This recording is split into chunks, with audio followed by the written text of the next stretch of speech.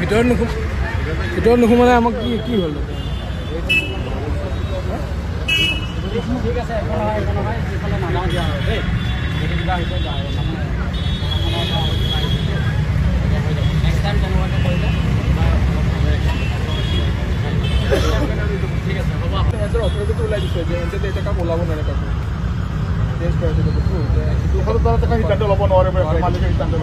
মানে মালিকে এইটো আশ্বাস দিছে মানে মালিক তোমালোকৰ লগত আছে মালিকৰ কি নাম মেইন মালিকটো বছৰ ভৰাবা তাতে বম্বাই থাকে ভাইজনে মানে মালিকে অসমীয়া ল'ৰা ছোৱালীৰ লগত ছাপোৰ্টত আছে এই তোমালোকৰ লগত হোৱা ঘটনাটো মানে মেনেজাৰৰ লগত হৈছে তেতিয়াহ'লে হেৰি যোৱাকালি তেতিয়াহ'লে হেৰি কি কয় মালিকে আহি পিনে মিলাই থৈ গৈছে নেক্সট টাইম কৈছিলে নে অৰ্পিতা বৰা বুলি ছোৱালী এজনী লগত তেতিয়া তাক আমি কৈছিলোঁ তেতিয়া সি পইচাটো তাইক ঘূৰাই দিলে বাৰু তাৰপিছত সি এনেকুৱা নকৰোঁ বুলি কৈছিলে নেক্সট টাইম কৰিলে আৰু কামলৈ আৰু কৰিলে এতিয়া আৰু নকৰে বুলি কৈছে যদি আৰু নকৰে ভালে আৰু এতিয়া মেনেজাৰ চেঞ্জ কৰিছে নে কাৰোবাৰ যদি চেঞ্জ মানে মাতি দিলে হ'ল এবাৰ এইবাৰ মাতি দিয়া আমি আমাৰ ক'লে কাৰণ পিছত আকৌ আপোনালোকক ক'ব ন আমাৰ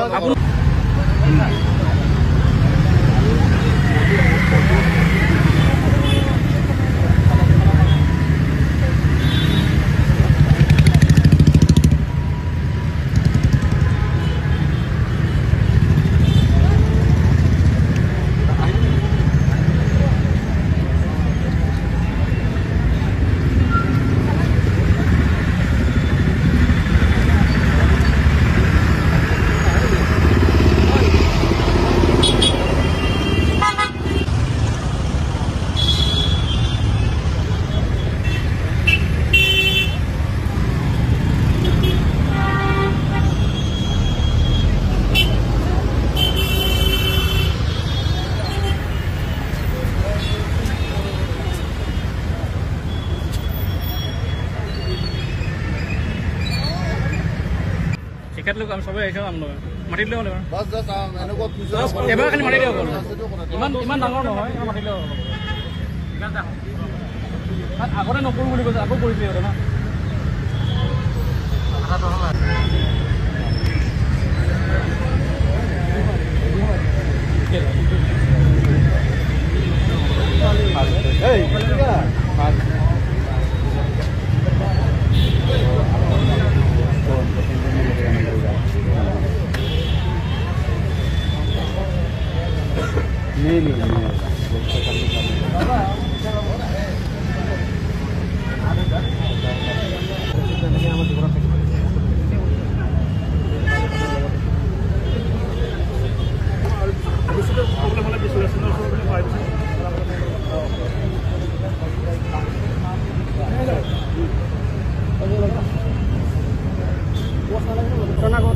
সংঘটিত হৈ গ'ল চ' আপোনালোকে হয়তো চবে অৱগত হয়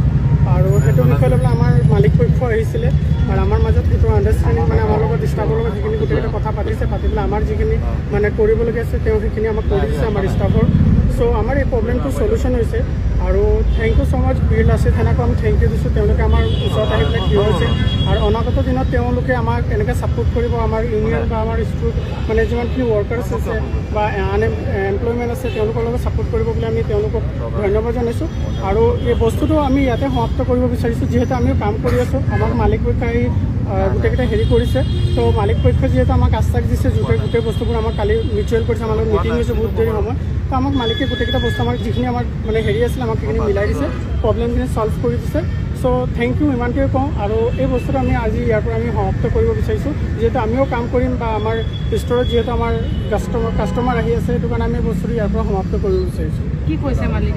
মালিকে কৈছে মানে কি যিখিনি আমি প্ৰব্লেমছ পাইছিলোঁ সেই প্ৰব্লেমখিনি আমাৰ চলিউশ্যন দিছে আৰু এতিয়া ধৰক আমাকে লিডাৰ হিচাপে গোটেই বস্তুখিনি চাব দিছে বা আমাৰ কামখিনি চাব দিছে আৰু লিড কৰিব দিছে সেইখিনি বস্তু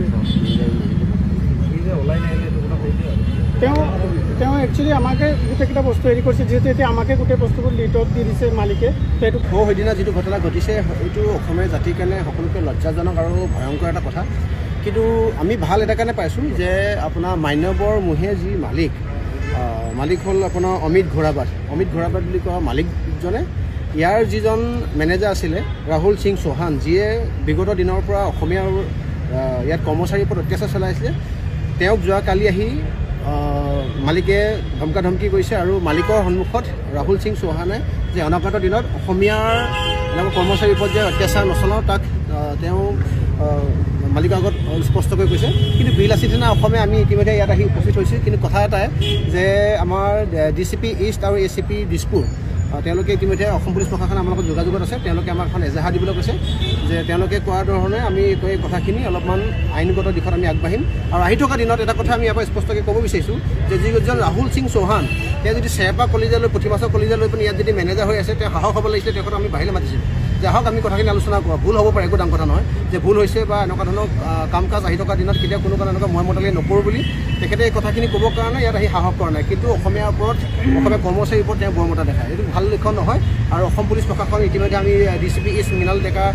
ডাঙৰীয়াৰ লগত আমি যোগাযোগত আহিছোঁ, ACPৰ লগত যোগাযোগত আহিছোঁ। আৰু আমি থানাত এখেতৰ এগেইনষ্টত এখন আমি এজাহাৰ দিম। আৰু আহি থকা দিনত আমি চাম যে অসম পুলিচ প্ৰশাসন তথা গৃহ বিভাগে এই ক্ষেত্ৰত কেনেকৈ ন্যায় দিয়ে। এটা কথা কিন্তু স্পষ্ট হয়, আমি কেৱল অসম পুলিচ প্ৰশাসনে আমাক বাৰে বাৰে কৰা ৰিকুৱেষ্টৰ কাৰণে আৰু মালিক পক্ষই দিয়া আশ্বাসৰ কাৰণে আমি ইয়াত আজি কোনো তেনেকুৱা ধৰণৰ ল এণ্ড অৰ্ডাৰ চিটুৱেশ্যন ক্ৰিয়েট কৰা নাই। কিন্তু এনেকুৱা ধৰণৰ ঘটনা যদি পৰিঘটনা বাৰে বাৰে ৰিপিট হৈ থাকে তেতিয়াহ'লে কিন্তু এনেকুৱা ধৰণৰ মান্যবোৰৰ ভিতৰত সোমাই থকা যিকোনো ধৰণৰ মেনেজাৰ ডিঙিত ধৰি পিনে গলটিয়াই বাহিৰলৈ উলিয়াই আনিম। তেতিয়া কিন্তু আমাৰ অসম পুলিচ প্ৰশাসন তথা চৰকাৰে বা সেই আপোনাৰ